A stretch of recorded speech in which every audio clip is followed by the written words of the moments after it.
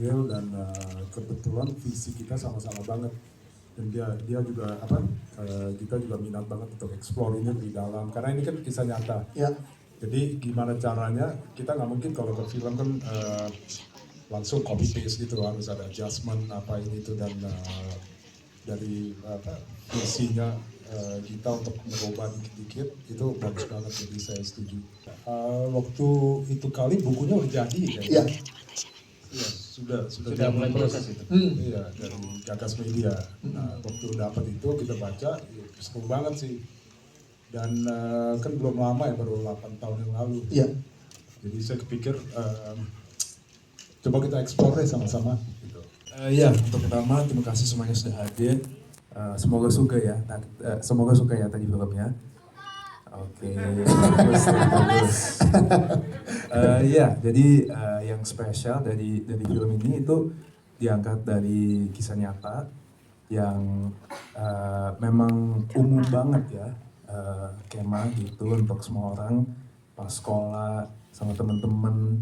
Jadi untuk kita sih rasanya ini cerita yang sangat spesial lah, yang sangat unik dan tetap relatable untuk semua.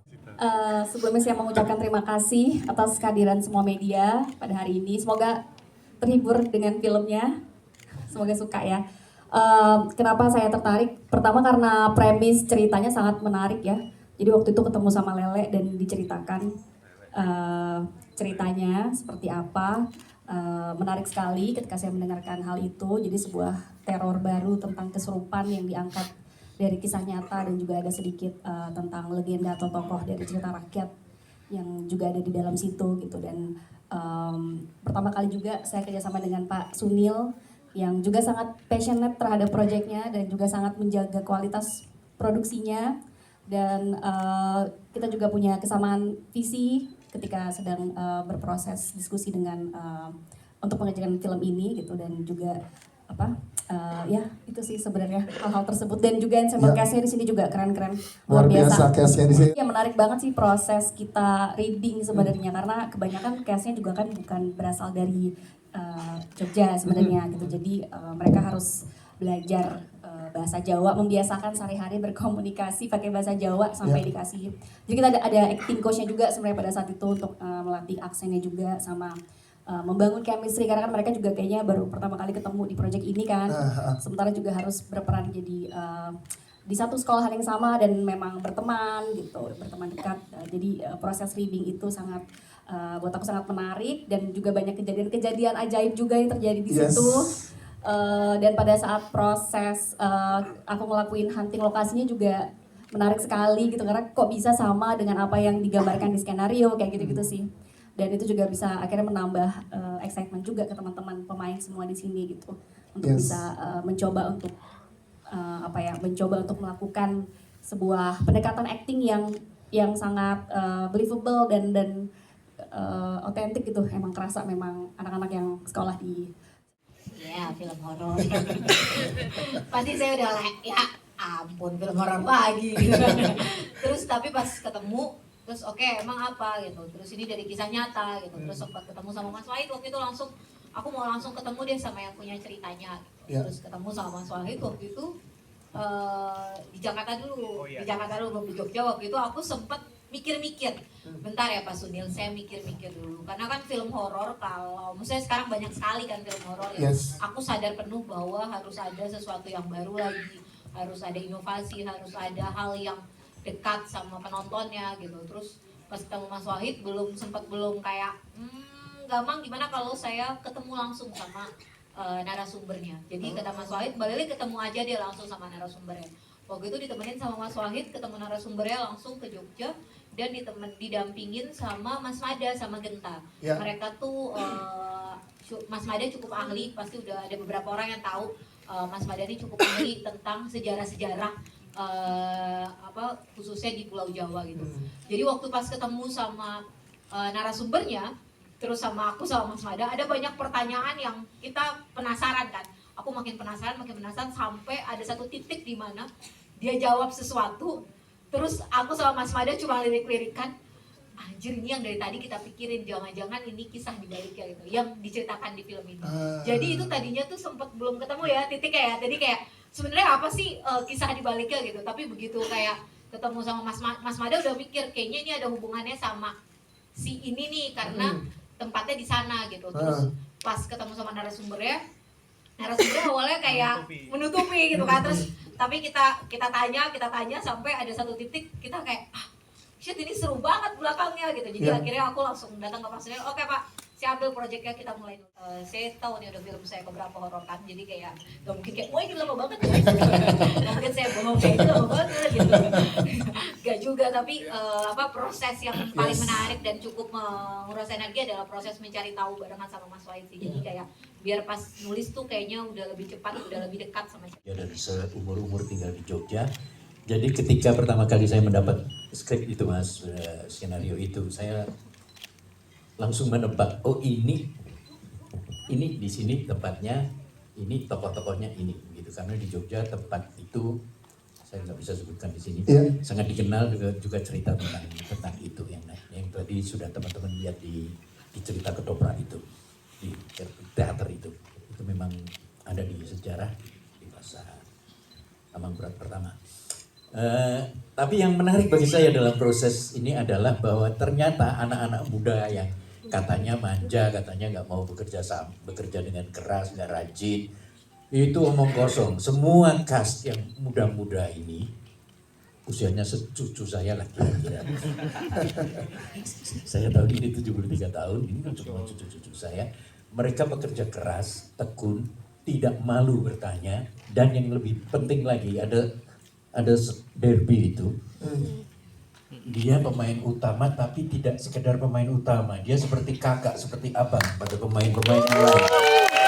Jadi itu yang membuat kejenuhan hilang, lalu semua sekat antar pribadi itu hilang ya. Itu sutradara tahu betul juga bagaimana proses di lapangan, asik sekali. Dan itulah saya kira yang menjauhkan kami semua dari malapetaka. Dan walaupun kita ini cerita yang begitu gawat begitu, mistis begitu, tapi karena jiwa-jiwa yang berkumpul di sini ini jiwa-jiwa muda ini berkemauan baik dan saling terbuka dan memberikan yang terbaik dari mereka. Alhamdulillah semuanya berjalan dengan selamat, walaupun saya agak kebat-kebit juga sebagai orang yang selalu ditanyain bahasa Jawanya gimana, logatnya bagaimana dan sebagainya. Ini sebetulnya cerita tentang apa dan sebagainya. Ya pasti saya harus dapat mungkin menjawabnya karena saya termasuk yang bukan uzur. Senior Pak. Senior. Tapi asik sekali. Jadi kerjasama antar pemain itulah yang membuat kerja ini hangat, riang, dan semoga penontonnya menyukai hasil kami. Ini kalau nggak ada Om Landung nih bahasa Jawa kita ngaco semua, ini juga semua berkata Landung juga kita. Oke, halo semuanya, selamat sore. Mapur terus lompat. Ya, saya Dimas Juju teman-teman, saya yang berperan sebagai Mada tadi yang jadi tumpal proyeknya Mas Heru. Ya. Tumpal proyek. Ya, karena dari semua tumbal yang ada saya yang paling parah. Dan ya begitulah, kayaknya di rumah sakit pun udah gak selamat gitu. Dan ya banyak pengalaman yang menarik sih syuting ini karena kita syuting di hutan hampir sebulan. Betul kata Pak Landung tadi, kita nggak ada komunikasi lewat sosial media karena kita harus ngomong langsung, syuting di hutan, nggak ada apa-apa, yang ada malah demit-demit yang menemani kita. Tapi ya untungnya dari kita semua nggak ada kejadian sampai parah ya.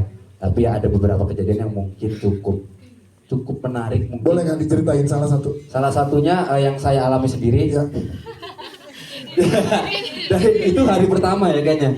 Enggak ya? Kedua pokoknya di hari awal-awal jadi menjelang maghrib. Jadi kan kalau kata orang-orang Jawa kan menjelang maghrib itu kan banyak setan yang lagi muncul, makanya kita disuruh pulang, nggak boleh pulang maghrib. Ya. Terus waktu itu maghrib ada tuh filmnya, film berapa film? Betul, gitu dia. Nah waktu itu kita lagi take satu scene terakhir sebelum break, dan kita juga lagi nungguin di sebelah set gitu, terus nggak tahu kenapa tiba-tiba ada angin lewat, nggak tahu itu apa, aku nggak bisa ngelihat bentuknya dengan jelas, tapi aku diem, dan nggak bisa gerak. Dan ini ada sasnya teman-teman, dan akhirnya waktu disadarin sama Mamanya Azela. mamanya Azela ditepuk gini, air mataku keluar. Untungnya nggak sampai teriak kayak di jembatan ya. Karena tiba-tiba syuting belum kelar, lompat jembatan beneran kan nggak kelar. Jangan dong. Amin. Wah, berarti pengalaman itu pas lagi bengong ya. Itu sih. Siap. Dan ada satu lagi yang ada salah satu temennya Mas Wakid juga yang dulu ikut kema juga. Dia waktu nonton preview filmnya dia nangis karena adegannya sedekat itu sama kejadian aslinya. Oke. Oke, selamat sore semuanya. Aku Kalisa Mercy, di sini aku berperan sebagai Kiki. Di sini nggak ada yang kesel kan ya sama Kiki ya? Ya nggak ada ya? Oke, jadi kalau dibilang pengalaman sih banyak banget ya pengalaman. Banyak tidurnya deh kayaknya. Jujur. Itu yang kerja guys. Kalau pengalaman sama teman-teman tuh pasti banyak banget, seru banget. Dan gitu juga kita juga dituntut untuk dekat juga sama teman-teman X. Terima kasih Pak. Teman-teman X. Silakan. Kita juga harus dituntut untuk dekat terus dengan teman-teman ekstras juga karena kita juga sama peserta di sana.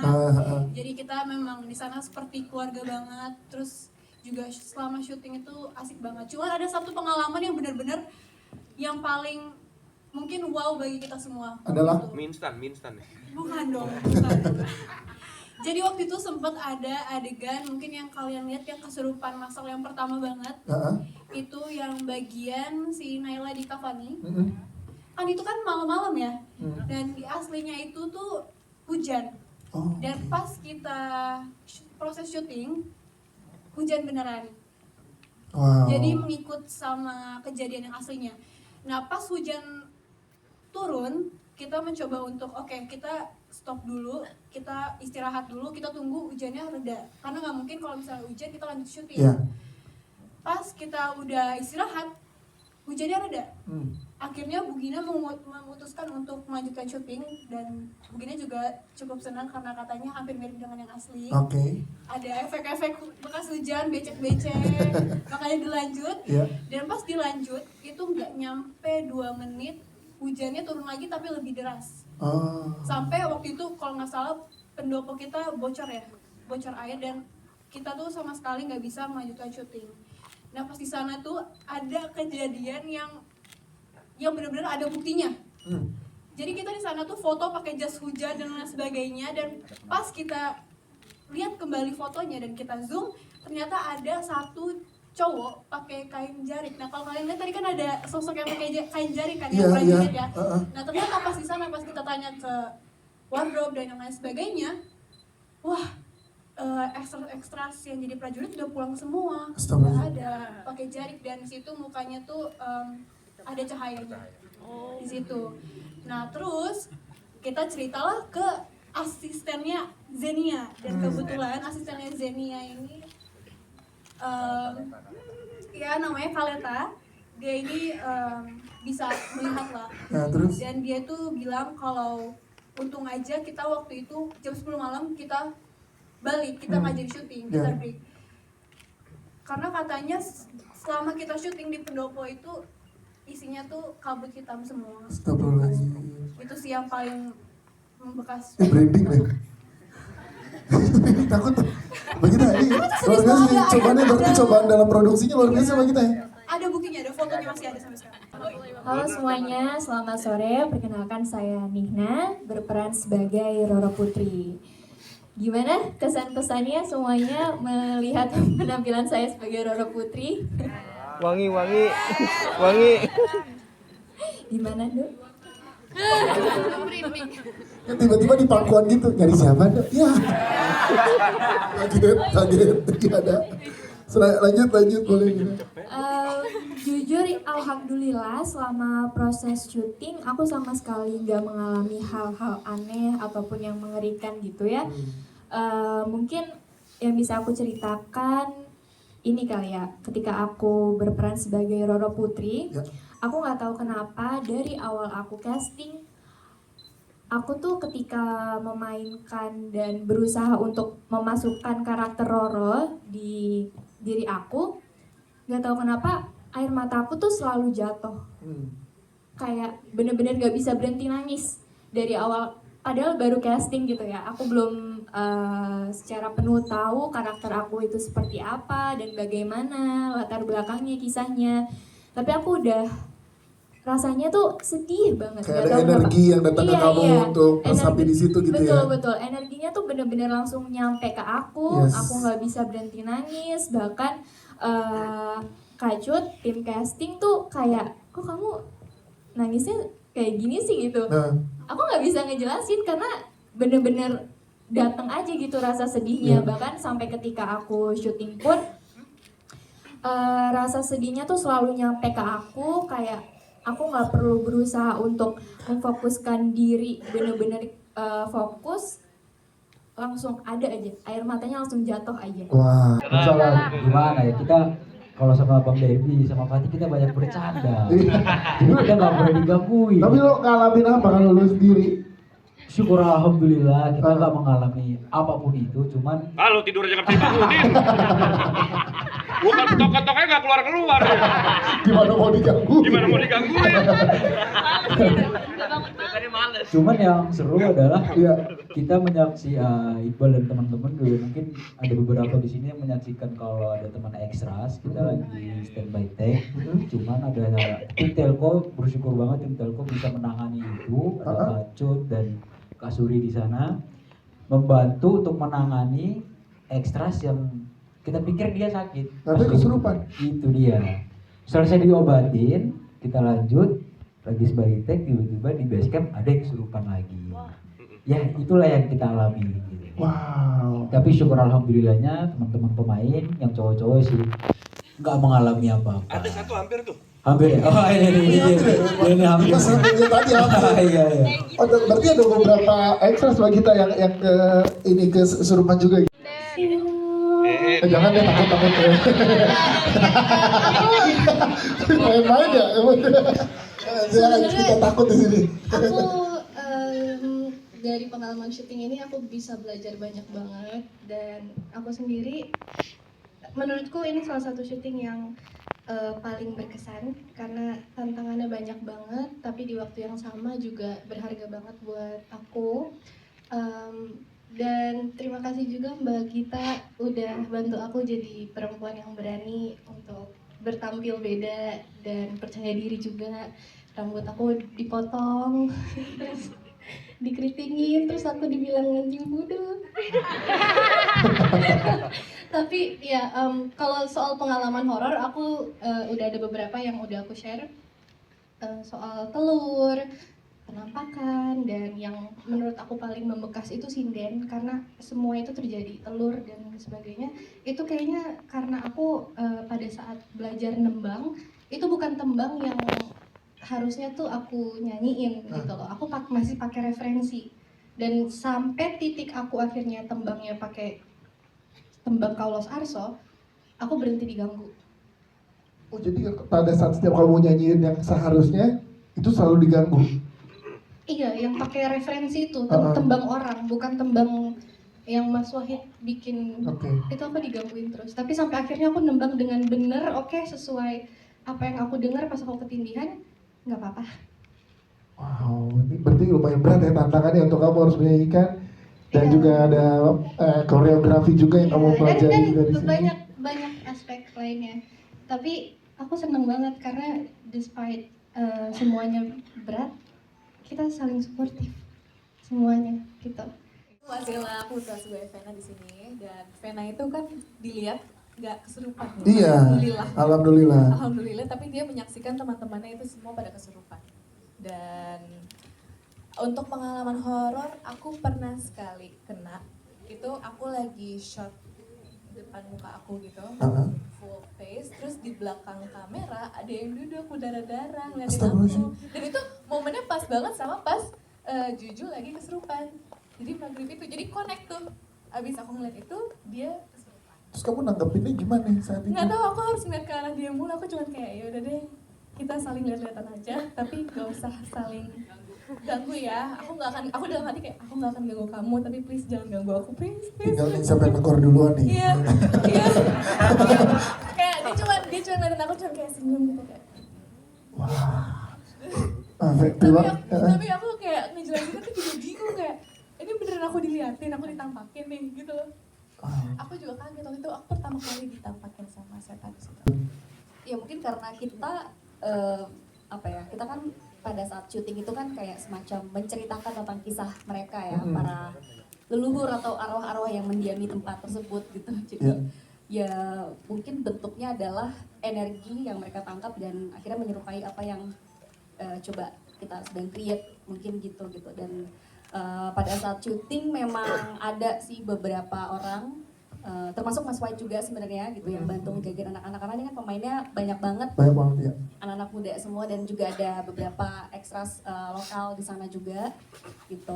Dan kita sih benar-benar ini ya saling jaga semuanya, jadi apalagi di sana kan memang gak ada sinyal sama sekali gitu, jadi emang mereka benar-benar fokus gitu dengan karakternya masing-masing, dengan apa yang harus mereka lakukan di situ gitu ya. Jadi memang itu sih, jangan sampai ada yang bengong gitu tuh, kayak ngobrol aja.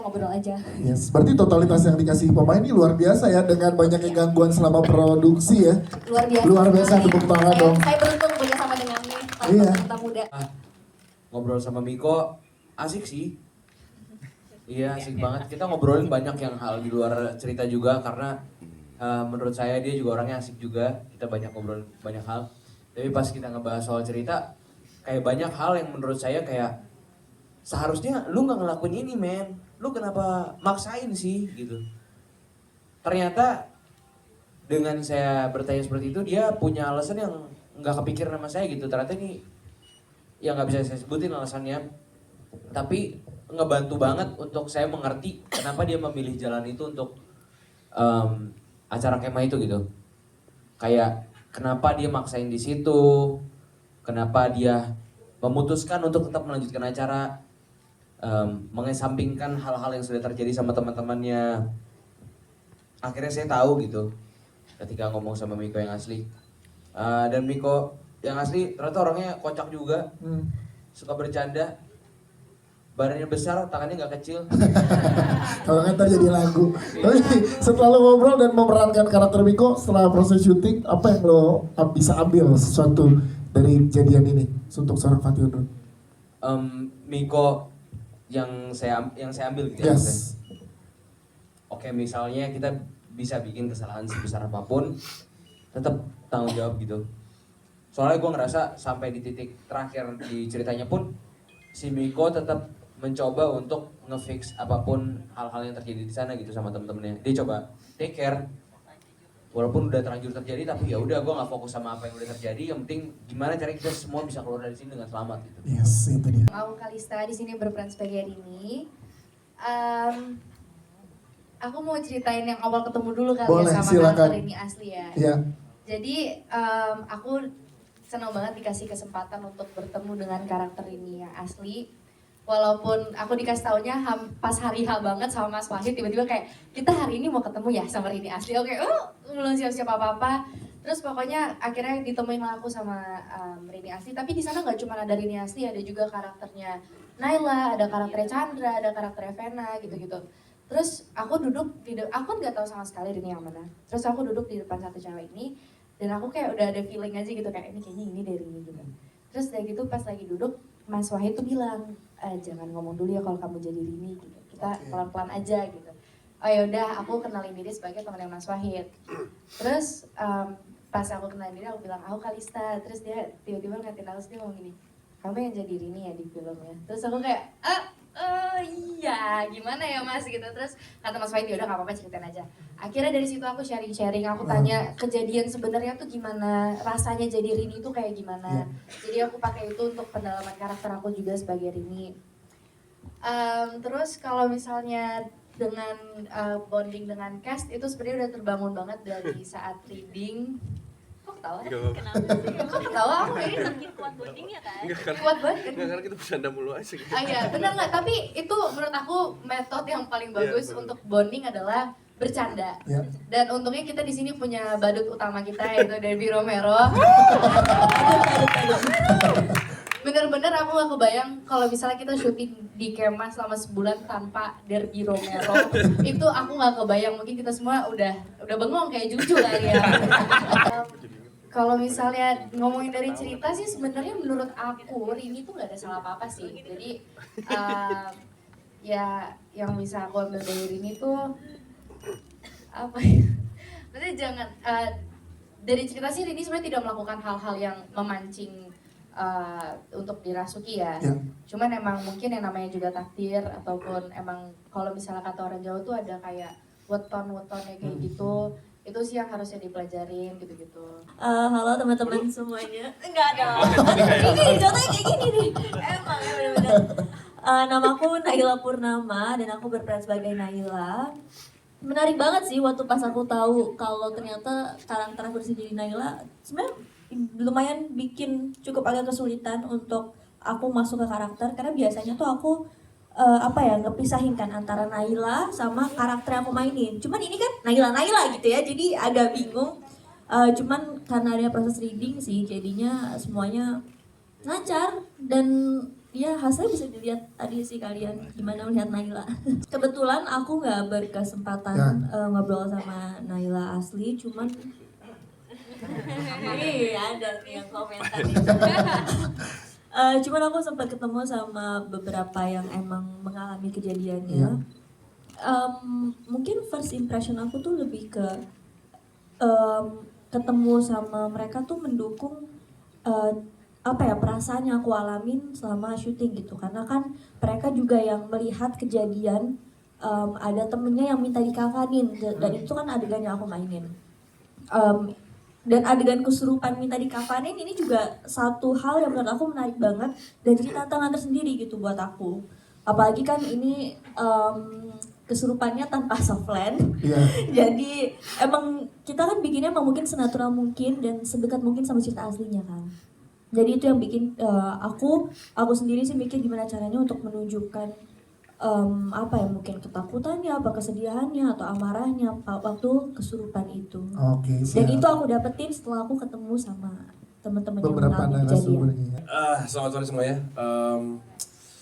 Di sini sebenarnya aku nih jadi badut ya di kamar larang. Oh iya, makasih loh.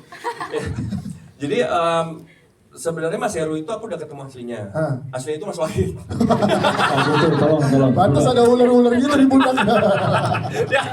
Enggak, jadi sebenarnya gini. Karakter Mas Heru ini sebenarnya karakter yang dari narasumber yang Mas Wahid sebenarnya tidak dijelaskan dari awal narasumber tidak menjelaskan ini siapa. Jadi sebenarnya tapi secara cerita memang ada sih Mas Heru ini, sosok Mas Heru ini. Dari awal kebetulan pada saat aku ditawarin karakter aku udah tertarik banget dari skripnya. Terus ngobrol sama kita juga ada background karakter historinya si Mas Heru ini yang menurut gue justru bikin gue sama Mang Gita jadi juga lebih mudah untuk mendesain karakternya gitu ya. Dan memainkan Heru itu menurut gue seru banget gitu karena menurut gue dia karakter yang lumayan kompleks dan ada layernya. Dimana sebenarnya di awal dia adalah kakak pembina yang di look up sama adik-adiknya gitu. Kebetulan gue sebenarnya paling muda kan memang. Betul, terlihat. Kita paling muda gitu. Terus jadi begitu pas memainkannya memang seru banget karena dia punya gradasi karakter menurut gue lumayan kuat gitu sampai akhirnya nyampe di ending gitu ya. Mungkin yang udah nonton pasti ngerti. Dan memang ini karakter yang menurut gue tantangannya banyak gitu selain dari gradasi karakter juga dari bahasa Jawa gitu. Karena di sini gue harus bisa bahasa Indonesia dengan aksen Jogja, bahasa Jawa sehari-hari dan kromo inggil. Kebetulan gue beruntung banget dari Prep sudah banyak dibantu diajarin bahasa Jawa sehari-hari dari teman-teman yang memang teman-teman gue dari Jogja dan dari acting coach kita waktu itu Ben. Dan di lokasi gue berterima kasih banget ada Mas Wakit yang ngebantuin dan tentunya Om Landung yang banyak banget ngajarin gue kromo inggil. Thank you Om Landung. Emang ada orang-orang aslinya yang menjadi narasumber cerita kita ini gitu, makanya pendekatan directionnya atau storytellingnya memang lebih ke arah yang realis sebenarnya gitu. Dan juga penggarapan naskahnya kita juga pengen seotentik mungkin, serealis mungkin sehingga memang kita bisa ikut ngerasain apa yang dialami oleh anak-anak itu pada saat mengalami kejadian kesurupan masal itu tadi gitu. Dan saya juga di sini berterima kasih sekali karena Pak Sunil memberikan kepercayaan itu kepada saya juga gitu, dan memang kita benar-benar ngebahas supaya ini filmnya jadi nggak kerasa fantasi, karena itu sih yang sulit ya, karena kalau horor kan kebanyakan juga ada mengandalkan jump scare dan segala macam, tapi kali ini kita memang mau menguatkan di naskahnya sebenarnya gitu sih. Oke, kalau ada cerita ajaib yang boleh diceritakan kalau dari kacamata sutradara? Cerita yang ajaib itu sebenarnya dari proses reading itu tadi gitu ya, maksudnya cerita dari anak-anak yang ngalamin kok kayak dibisikin sesuatu dan ada kejadian-kejadian aneh yang mereka alami ketika pulang dari reading di rumah gitu kan. Itu lumayan banyak sih, percaya nggak percaya, cuman saya sendiri pada saat lagi proses pencarian lokasi, hunting lokasi itu sendiri juga menariknya karena kok apa yang disampaikan oleh tokoh Miko di dalam ceritanya, lokasinya itu ada banyak pohon rindang, siang tidak terlalu panas, malam tidak terlalu dingin, itu beneran kita dapat lokasi yang exactly sama gitu rasanya gitu. Dan kebetulan juga kan Mas Wahid juga pernah ke lokasi aslinya dan dia juga bilang ketika saya ngasih lihat foto-fotonya tuh kok bener-bener mirip ya Mbak gitu sih. Jadi banyak kejadian yang agak coincidence tapi sebenarnya kita nggak tahu deh apa yang memang sudah ditakdirkan untuk dibawa seperti itu mendekati cerita aslinya gitu. Di interview terakhir pas ditanya soal sosok ya Pak, tanya sosok. Soal sosok itu, nah itu lampu mati tuh. Dan karena kan memang cahaya kan cuma 2 lampu. Iya, dari belakang satu tadi. mati, 3 menit mati lagi, satu lagi. Wow. Cuma itu aja, yang lain masih depan kantor apa semua nyala. Yang Pak ikut ke studio berarti Pak. Kirain di lokasi syuting doang atau apa sih? Sorry gue potong ya, tapi bener yang kata Mas Nul, emang sebenarnya kejadian itu banyak banget ya kita Pak Bro. Iya. Gue tuh juga sendiri sebenarnya lumayan skeptis, tapi gue juga ngalamin. Jadi Apa dari silakan? wah kita banyak banget, kita sehari-hari dari prep sampai selesai syuting, sampai setelah pun kita masih ngalamin. Kita berdua pernah ngalamin pada saat kita lagi promo ya. Apa? Gimana pada saat itu? Ya sama, dia mulai makanya gue bilang jangan nembang, karena setiap mau mulai nembang ada sesuatu yang terjadi selalu gitu. Oh, lu pada saat main gamelan juga gue dapat cerita ada kejadian juga ya? Banyak lah pokoknya. Udah sampai gamelan ceritanya berarti. Terima kasih pertanyaannya. Pada saat Api Unggun itu kita sempat ngelakuin workshop dengan pemain-pemain dari sana juga. Jadi teman-temannya mereka semua nih gitu, dan saya mencoba untuk membayangkan memang situasinya kan chaos banget, tapi juga tetap ada semacam kesatuan gitu, dan kesurupan yang coba dihadirkan juga berbeda. Jadi memang bukan kesurupan kayak binatang gitu ya. Cuman memang kesurupan arwah-arwah leluhur yang menyimpan trauma di tempat tersebut gitu. Jadi itu yang kita kasih satu persatu ke setiap karakternya, jadi mereka bisa membayangkan hal tersebut dan mengekspresikan kesurupannya kayak gitu. Dan memang kejadian kesurupan aslinya juga kan pada saat acara Api Unggun di malam terakhir gitu. Nah memang acara puncaknya, dan pada saat itu dari cerita Mas Wahid juga pada saat lagi ada yang pentas, yang penontonnya pun juga ikutan kesurupan kan gitu. Nah itu yang akhirnya coba saya create sih di dalam film ini gitu sih sebenarnya. Seperti itu ya, terima kasih ya kita. Sama yang yang satu lagi silakan. Yang ular ya, Iya, itu ular. Derby jago banget sih, dia memang berani banget sama ular. real semua. Gimana Derby, boleh diceritain yang Ya, ular? ya seru lah ya. Gue deg-degan juga pasti. Terima kasih semuanya, semoga bisa memberitahu teman-teman juga untuk nonton film Kiamat Terlarang. Boleh mengikuti berdiri.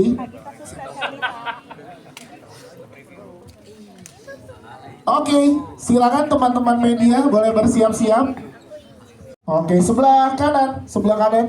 Silakan teman-teman media di sebelah kanan. Sebelah kanan. Baik, terakhir di tengah lagi, silakan terakhir di tengah. Dan jangan lupa teman-teman, nanti kita undang juga buat red carpet moment ya di pukul 18.30 di Lobby Access One Epicentrum, dan disebarkan ke seluruh penontonnya, pembacanya, dan juga pendengar dari masing-masing media bahwa film Kiamat Terlarang Kesurupan Massal akan tayang di bioskop mulai 10 Oktober 2024.